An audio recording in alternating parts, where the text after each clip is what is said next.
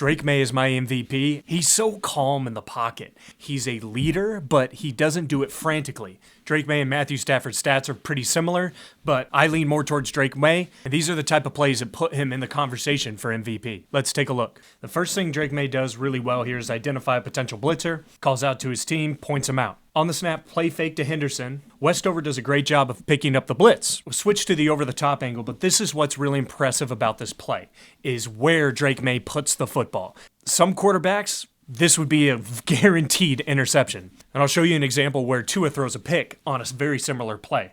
Right here, we have a crossing route from Williams, but Drake Maye has to watch out for the sinking defender there in the middle of the field.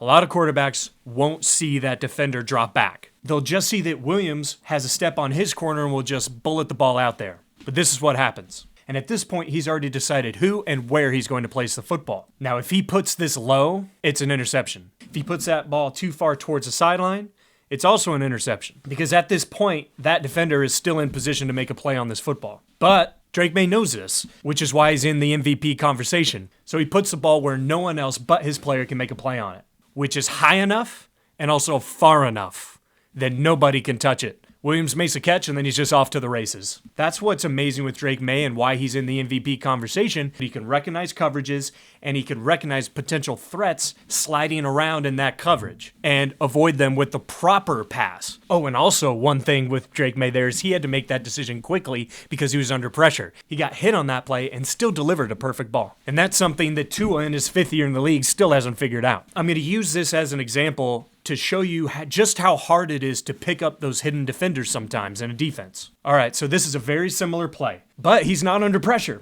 He has all the time in the world here to figure out that this wasn't where he needed to put the football. Tua's trying to throw to Washington here. Washington looks like he's going to be open. So Washington running towards the sideline. Tua does not see Latu. They're right in front of Washington. Throws the ball intercepted, but you can really tell at the end zone angle here. Right now, Washington is running directly towards the sideline.